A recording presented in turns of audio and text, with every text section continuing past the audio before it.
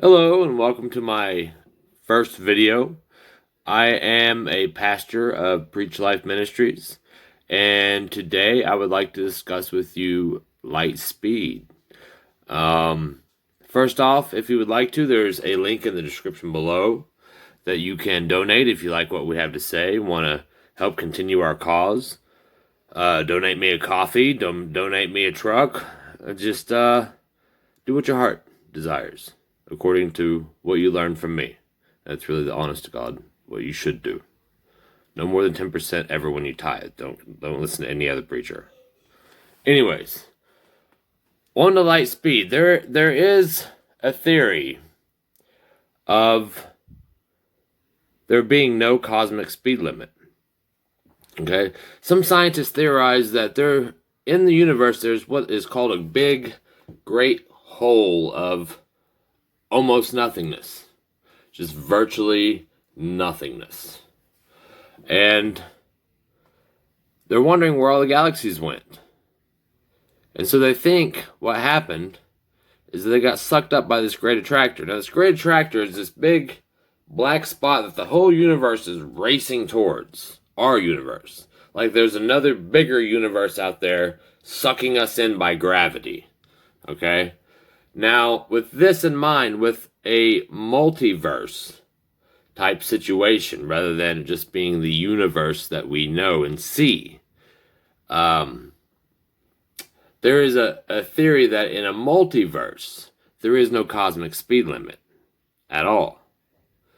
And when I say there is no cosmic speed limit, I mean imagine yourself in a vacuum.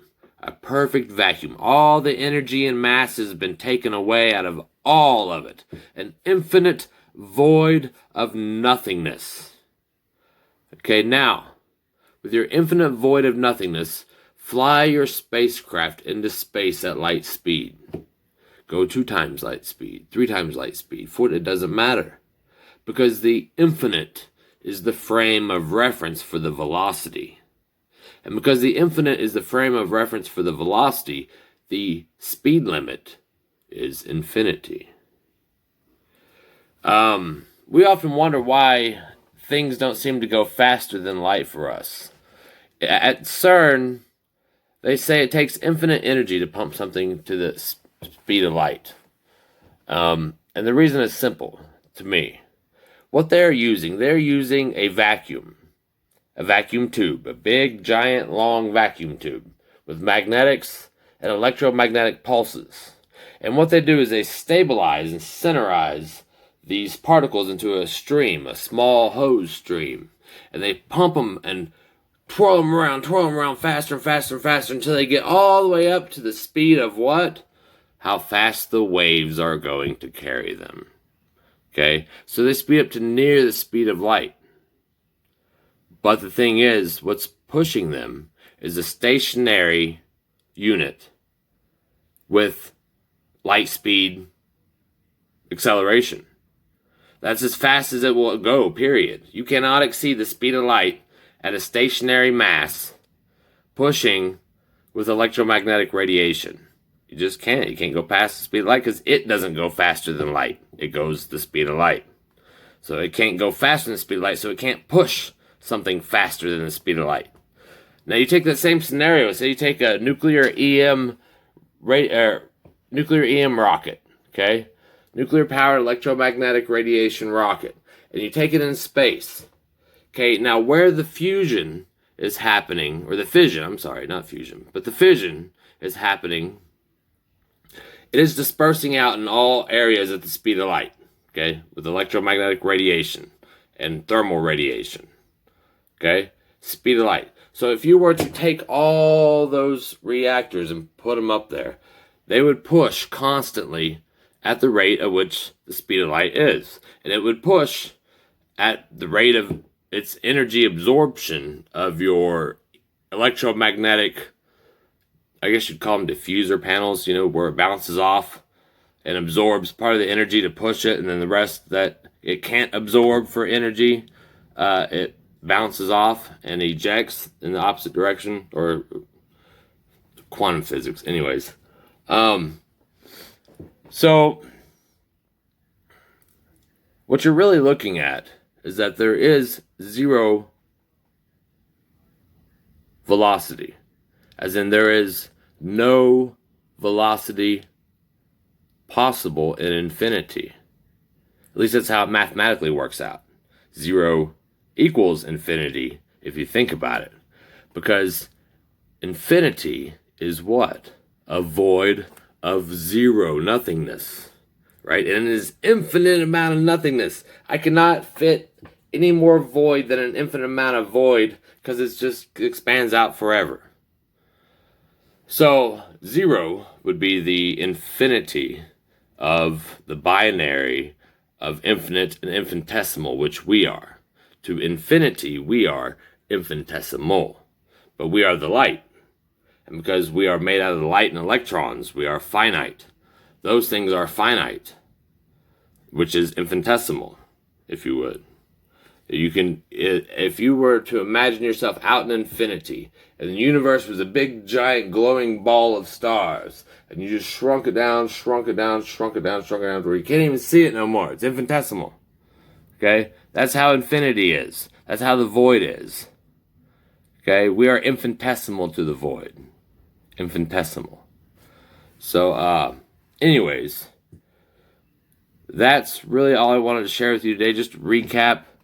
Let's see if I got everything down. Oh yeah, imaginary space coordinates. Okay, here's another way to imagine faster than speed of light, and there's no frame of reference. Your imaginary point is the Earth. Okay, your frame of reference really is zero, which is the void of nothingness. Okay, that's really infinity, which is your frame of reference. But we're going to use the Earth as an imaginary reference. And we'll use Alpha Centauri as the other one. I think Alpha Centauri is, 4 light years away? Okay? Now, for me to go there at the speed of light, it's going to take me 4 Earth rotations around the sun. Okay? Ish. But the Earth and Alpha Centauri are just imaginary points of reference, because the real frame of reference is infinity. Now, the cosmic microwave background radiation and space dust will also be a problem when it comes to faster than light travel. Essentially, space lanes have to be cleared if they haven't already been cleared by other extraterrestrial beings. But that knowledge will have to come in time as we discover what we are. But anyways, if you have any questions, put them in the comments below. Send me $5, buy a coffee. I'd appreciate it. If you got more than that, hey, it's going to go to building a church one day and starting a ministry about God, science, and the cosmos. Just to recap on what I believe. I haven't put in what I believe. Maybe I should do this in every video, just in case you only see one video. I believe in the invisible Lord of Wonders. That is the Father of Jesus Christ, the eternal flame. I also believe in the Holy Ghost, which is the shadow of the Almighty, the void God spoke over when he said, "Let there be Jesus." And all things were made that were finite through Jesus, because we're finite. Light and stuff. Cool stuff. Anyways. But if you'd like to donate to my ministry, I would really appreciate it. I really would. I'm just getting started here. I'm not going to have a lot of fans at first, maybe. I don't know. Maybe I will. Who knows? Everyone gets lucky every once in a while, right? My next ministry is going to probably be on reverse aging and immortal life and the things that I see evolving around the earth that are the sum of what I think is coming to pass, if you like. It will be very sciencey, just like this one. It will be very historical, and involves multiple religions. So anyways, keep in touch. Hallowed silence. Have a good day.